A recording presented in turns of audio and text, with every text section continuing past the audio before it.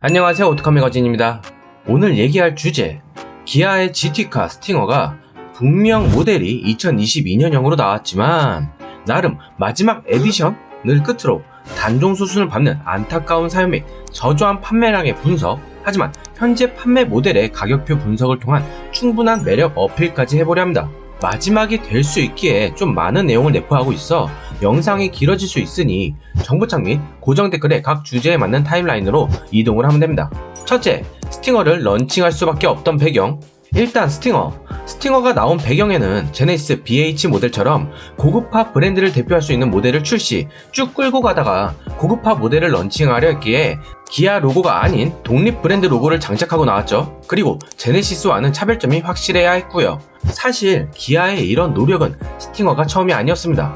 에쿠스가 독립 엠블럼을 후드에 장착하고 롤스로이스 같은 최고의 서비스로 최고만 탈 수 있다라고 하며 개소리를 하면서 나왔을 때 기아는 오피러스라는 로고를 붙여 당시 처음 나왔을 때 큰 티가 나지 않는 에어서스 모델을 장착한 모하비를 출시할 때도 독립 로고를 부착을 하고 나왔죠.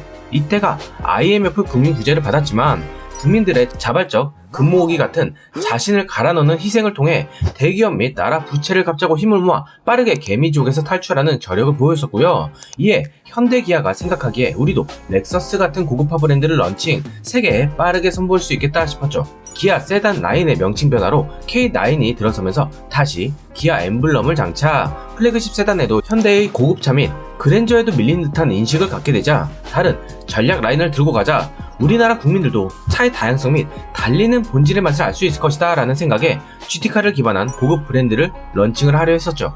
그래서 최초 포르쉐 파나메라 같은 대형 세단 크기를 가진 GT카를 출시하고 가변형 윙 및 달리기 본연의 기술 집합체를 통해 국내산 파나메라를 런칭하겠다라는 생각이었지만 제네시스 쿠페가 사라진 후 제네시스 G80 스포츠가 있었고 생각보다 제네시스가 고급 브랜드로 국내에 빠르게 자리 잡으면서 당시 가격으로 8, 9천이 넘어가는 금액을 마크하기엔 GT카 수요층 및 나이대가 너무 얇다고 판단.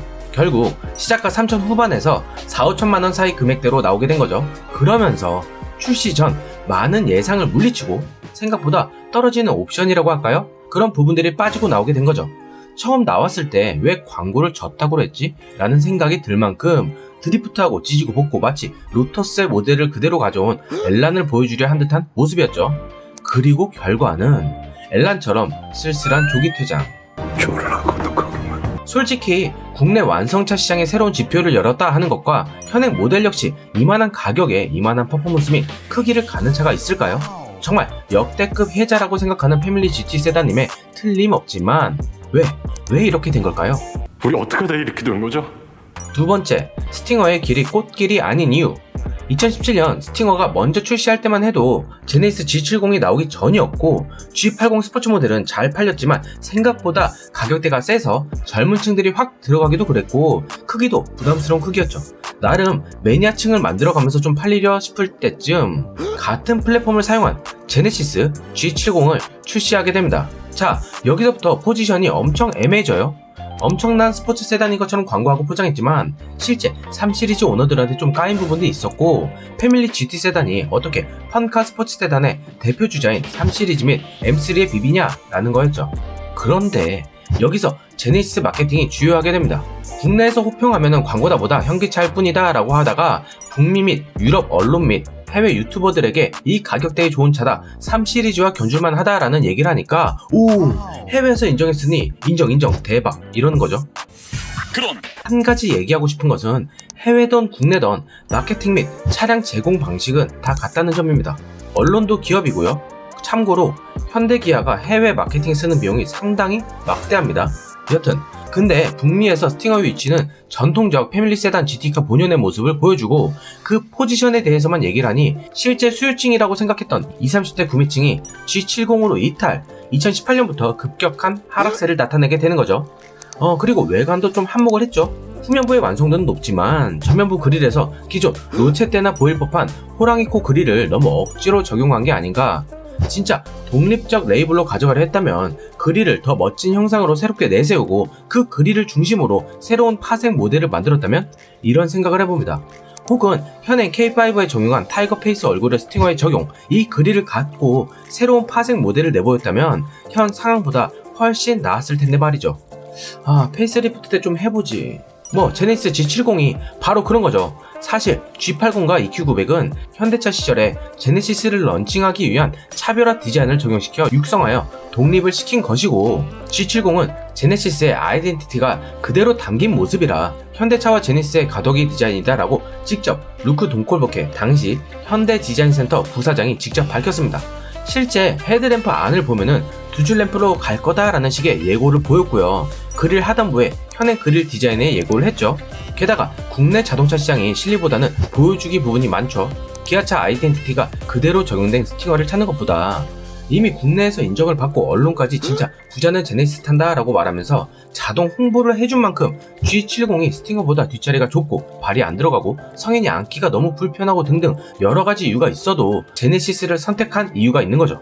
스팅어 페이스리프트가 새로운 2.5리터 심장을 장착하고 외모를 거의 그대로 마크 G70은 껍데기만 바꾸고 파워트레인을 그대로 적용했지만 올 6월까지 성적은 망둥어 G70이 4,437대, 스팅어가 1,854대로 2020년에 이어 G70 판매량의 35에서 40% 수준에 머무르는 모습을 보였죠. 이에 원한대로라면 2024년까지 스팅어를 끌고 가고 성공 여부에 따라 고급 라인 정책 및 GT 전용 모델을 내세워서 현대차 및 제네시스 라인과 차별화 전략을 선보이려 했지만 2022년 하반기를 끝으로 기아 소아리 공장 재편한 편성에 희생양이 되어버리는 결과를 보였네요. 소아리 공장에서 K9, 카니발, 스팅어 등이 생산되는데 카니발 하이브리드 및 전동화 버전 출시를 위한 라인업 증대에 스팅어를 단종시킨다는 거죠. 이런 패밀리카 겸 펑카 개념은 N9 및 N 그리고 소나타의 일은 풀체인지 같은 페이스리프트에 맞물려서 그 자리를 넘겨줄 것으로 예상되지만, 솔직히 후륜 전통 GT카는 그동안 소비자들 80% 육박하니 국민들이라고 할게요. 이 국민들이 피 같은 돈으로 해외에서 죽을 때도 사준 것에 대한 보답으로 남겼으면 합니다. 세 번째, 그렇다면 스팅어가 갖는 이점 및 구매 포인트는 최근 아반떼 N과 투싼 N라인이 출시가 되었죠. 소나타 N9 개인적으로 참 괜찮다라고 생각을 하고 전륜구동에 익숙한 사람들이 후륜구동에 대한 부담감이 아닌 스포티성을 느끼면서 운전의 이질감이 덜한 부분을 잘 긁어줄 것이라 생각을 했지만, 현재 소나타 판매량이 영 아닌 듯 소나타 N9 역시 나락의 길로 빠지고 있습니다. 아반떼 N 공개 행사 라이브 때 채팅창에 이런 글을 봤어요. 저거 사는 금액이면은 그랜저를 사는데 아반떼를 4천 가까이 주고 사는 미친놈이 어디냐 라는 말. 자, 차를 보는 관점에서 맞는 말일 수도 있어요. 그럴 수도 있지만 좀 요점을 잘못 짚은 듯 합니다. 일전에 제가 스포티지 풀옵션이면 그랜저 르블랑까지 간다라는 영상을 만든 적이 있는데, 이 부분과 아반떼 N과 그랜저 얘기는 차원이 다른 얘기예요. 실제로 SUV를 가려다가 고급 세단으로 가는 경우가 허다하고요. 만약 스포티지 GT 모델이었다면 그런 가격적인 면에 단순 비교를 하지 않았을 테죠. 아반떼 N은 현대가 소비자들에게 보인 준중형 고성능 세단의 서비스 런칭이고 수요층이 많지 않을 것을 알지만 수입차 부품값 때문에 전기차 전 내연기관의 마지막 즐거움을 느껴라 라는 식의 의미가 담긴 제품이라고 생각을 합니다. 솔직히 가격 자체가 주는 아쉬움도 있지만 흔히들 말하는 창렬하다라는 식은 아니에요. 오히려 그 댓글을 봤을 때 가장 절충점에 맞는 차가 스팅어란 생각이 들었죠. 아반떼 N과 그랜저 사이? 라는 물음표를 갖고 있을 테지만 맞습니다. 여건상 차를 2대 운용하기 힘들고, 그렇다고 세단 바가 SUV로 가는 것은 싫고, 그랜저의 자유롭기 인지는 별로인데 스포티성을 느끼면서 후륜 주행 감각을 느끼고, 그렇다면 GT카? 스팅어라는 겁니다.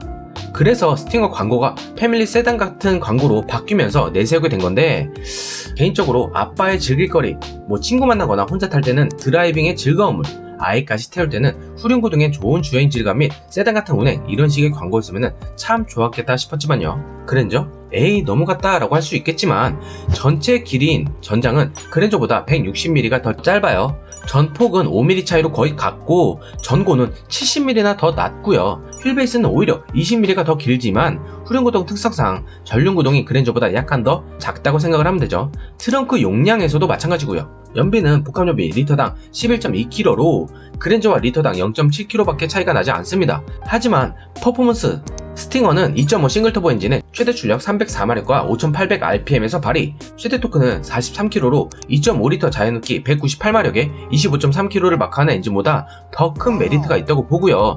G70은 직렬 4기통 싱글터보 2.0 엔진, 최대 출력 252마력에 6200rpm, 최대 토크 36kg를 마크. 페이스리프트지만 스팅어와 다르게 그대로 2.0L 터보 모델을 적용한 점 및 스팅어보다 전장은 145mm가 더 짧고 전폭은 20mm가 더 작고요. 전고는 같고 휠베이스는 무려 70mm의 차이를 보입니다.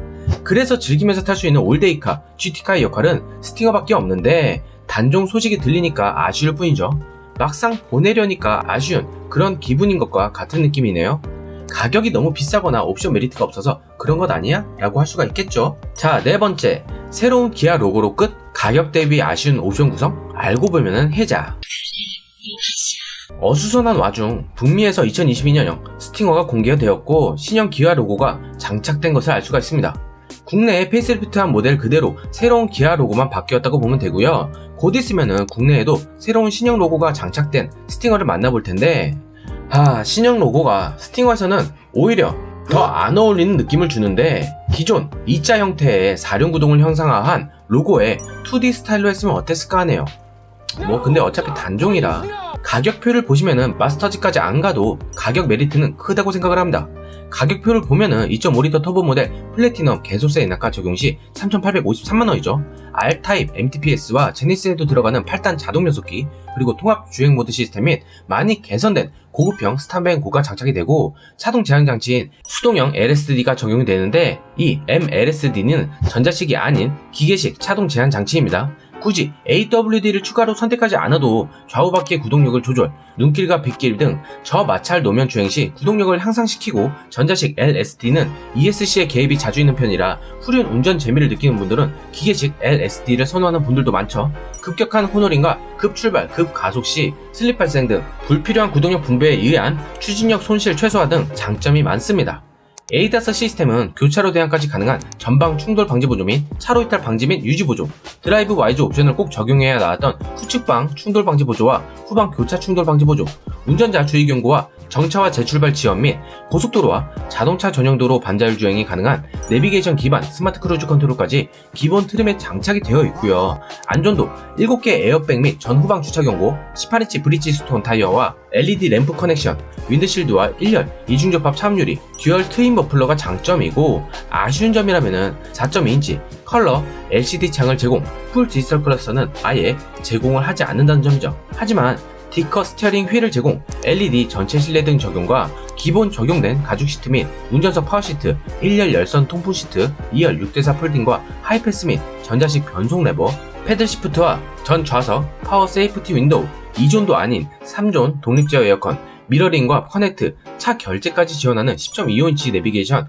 6개 스피커까지 솔직히 기본 트림으로 타고 다녀도 될 만큼 저 가격에 상당한 이점을 보입니다. 풀 디지털 클러스터 미적용을 뺀다면은 중형 SUV 모델의 풀 옵션을 그대로 옮겨놓은 듯하고 후륜 및 R타입 MDPS라는 거죠. 좀 짜증나는 점은 레인 센서를 모니터링 패키지에 넣었다는 게 빡치는 부분이긴 하지만요. 개인적으로는 플래티넘에서 패밀리카로 사용 시 4천만원 이하로 생각을 한다면은 컴포트 옵션 하나만 장착할 듯 합니다. 그래야 2열에 열선 시트 및 동승석, 전동과 워크인 디바이스, 무선 충전과 메모리 시트, 이지 액세스 및 후진 연동, 자동 하향, 아웃사이드 미러까지 포함이 되죠. 굳이 하나만 더 한다면은 80만원짜리 와이드 선루프 정도? 후륜이니까 AWD를 꼭 넣어야 한다. LSD와 윈터 타이어만으로도 우리나라 겨울은 충분히 가능하다고 생각합니다. 올 초 엄청나게 눈 왔을 때 생각해보면 솔직히 윈터 타이어의 중요성을 많이 느꼈을 것이라 생각을 해요. 사륜보다 더 중요한 것은 윈터 타이어니까요. 기타 옵션과 가격표는 화면을 참조해주시면 됩니다. 네, 오늘 소식은 여기까지고요. 스팅어 단종 소식에 따른 4가지 얘기를 해봤습니다. 국내 워낙 포지션의 특이점이 있지만 상당히 메리트 있는 모델이라고 생각을 하고요. 어느덧 국산 준중형 SUV가 풀옵션 기준 4천만원에 육박하는 시대에 스팅어가 같은 가격 GT카는 앞으로 찾아보기 힘들 듯 하죠. 그런 생각에 현행 판매 및 북미에 먼저 공개한 2022년형 모델을 끝으로 단종되는 아쉬움은 어쩔 수 없나 봅니다. 판매량이 전부가 아닌 국산 GT카 마니아들을 위한 모델을 기아가 하나쯤 갖고 가는 것도 나쁘지 않다고 생각을 하는데 말이죠. 구독과 좋아요 및 알람 설정까지 부탁드리고 짧은 광고 시청은 영상 제작에 정말 큰 힘이 됩니다. 무더운 여름 날씨 및 코로나 조심하시고 시청해주신 모든 분들 진심으로 감사합니다.